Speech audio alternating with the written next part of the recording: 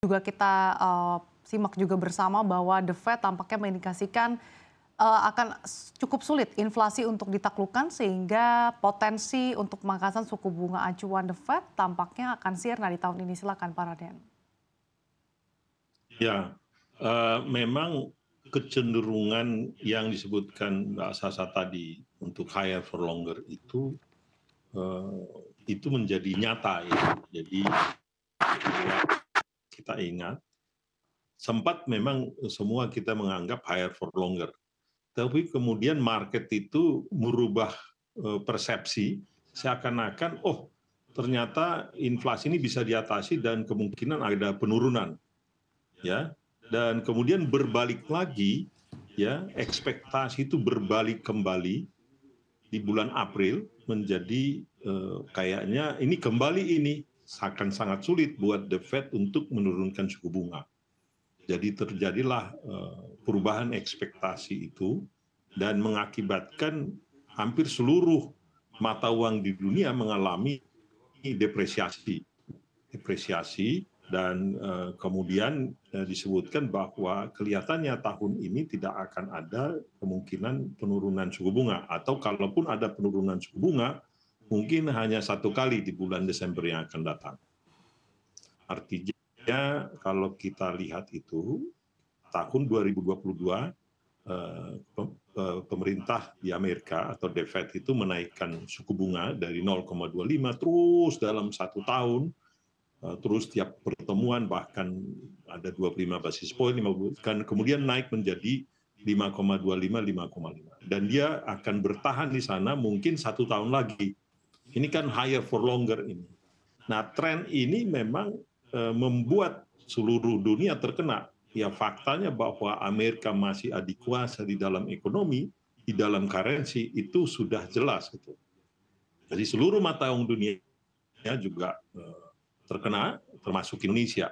Jadi US dollar itu menguat sekitar 4,5% dan rupiah juga melemah sekitar 4,5%. Jadi kita even. Ada yang lebih lemah dari kita, even Jepang pun hampir 15%. Ya, melemahnya itu 15% tahun ini, tahun lalu lebih besar lagi.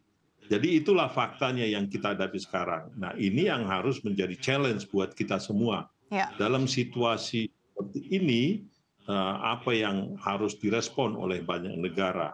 Ya. Intinya kita tidak bisa dalam situasi, tetap harus waspada, situasi suku bunga tinggi, dan saya pikir Bank Indonesia tidak akan mungkin melakukan penurunan suku bunga kalau The Fed belum menurunkan suku bunga. Oke, Pak Raden, terkait dengan kewaspadaan yang tadi Anda sebutkan, seberapa besar sih perubahan nilai tukar rupiah ini juga justru bisa berdampak bagi stabilitas perekonomian Indonesia? Karena kalau kita lihat secara year to date, rupiah sudah terdepresiasi bahkan hingga 4,5% terhadap dolar Amerika Serikat.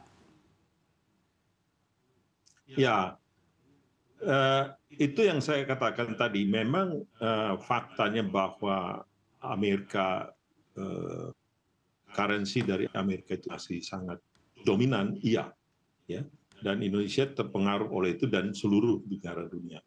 Nah, kita dalam situasi seperti ini, kita juga harus coba mengambil manfaat. Manfaat dalam arti sebetulnya cocok sekali kalau Amerika menguat 4,5%, ya Indonesia melemah 4,5%, itu masih even, masih artinya sama dia, ya. Oleh karena itu kalau dalam situasi seperti ini, mestinya kita harus terus seperti kembali yang kita sebutkan tadi, menggenjot ekspor manufaktur kita. Menggenjot ekspor manufaktur yang non-oil and gas dan juga non-mineral. Itu intinya. Jadi kita harus menggenjot itu yang pertama. Yang kedua adalah, kalau ada devisa, itu benar-benar dimanfaatkan sebaik-baiknya untuk melakukan investasi dan merevitalisasi manufaktur yang kami sebutkan tadi.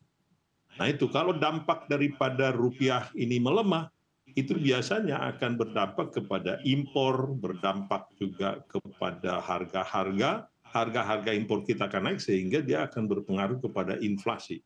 Tetapi itu bisa diimbangi manakala kita bisa memproduksi di dalam negeri lebih kompetitif, lebih baik, dan bahkan kita juga bisa mengekspor barang kita. Kait baru-baru ini yang cukup menjadi kekhawatiran pelaku pasar adalah terkait dengan hawa perang dagang antara Amerika Serikat dan China, di mana Amerika Serikat kembali memperlakukan tarif impor bagi China. Nah, seperti apa sih kekhawatiran ini bisa mempengaruhi dampak perekonomian bagi Indonesia dan juga kekhawatiran akan membawa Indonesia ke jurang resesi? Ya, terima kasih. Fenomena ini sebetulnya sudah terjadi sejak zamannya Presiden Trump. Ya. Ini adalah akibat daripada Amerika sudah merasa bahwa Cina ini sudah menjadi terlampau kuat. Ya, mereka ini the rising power yang mungkin akan melampaui mereka sebagai the old power. Ya, artinya selama ini kan Amerika tidak bisa di-challenge. Dan ini boleh-boleh saja karena mereka ingin tetap menjadi the dominant power di dunia ini. Jadi mereka mencoba menghambat ya yang mereka sebutkan bahwa Cina itu tidak fair dalam perdagangannya dan mereka melakukan perang tarif, perang dagang ini. Jadi perang dagang ini juga berkaitan dengan teknologi, ya. Jadi perang teknologi, perang dagang dan juga perang politik. Jadinya ini bercampur baur sudah ini. Nah, dalam situasi begini, memang posisi daripada Indonesia ini adalah dua great power, dua power yang besar di dunia ini. Bagaimana kita memposisikan diri?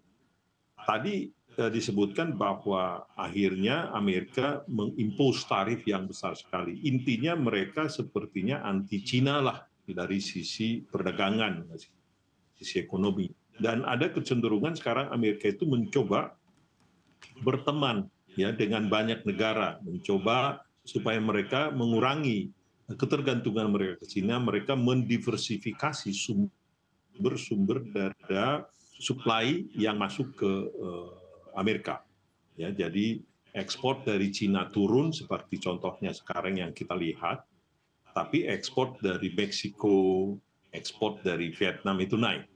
Nah, kita di sini kembali yang kita katakan tadi, kita nggak bisa tinggal diam bahwa kita juga kalau bisa masuk seperti itu. Artinya kita menjadi alternatif ya yang bisa mensuplai pasar di Amerika yang sebelumnya dipenuhi oleh Cina, kita juga harus bisa memenuhi itu. Jadi diversifikasi sumber daripada impor ke Amerika itu sekarang ini. Ya, karena kebutuhan impor di Amerika itu tinggi. Jadi tidak dari Cina, ya kita harus bisa baik-baik memanfaatkan ini. Nah, kembali tidak bisa business as usual, kita harus bersaing dengan Meksiko yang sangat dekat dengan Amerika dan juga bersaing dengan tadi. Itulah, jadi ini kita harus ambil menjadi satu opportunity untuk bisa menggantikan sebagian produksi-produksi dari Cina itu, kalau bisa kita produksi sini, kita minta para investor masuk ke sini, FDI masuk ke sini, atau domestic investor pun bisa memproduksi barang-barang bisa kompetitif ke market di Amerika. Oke.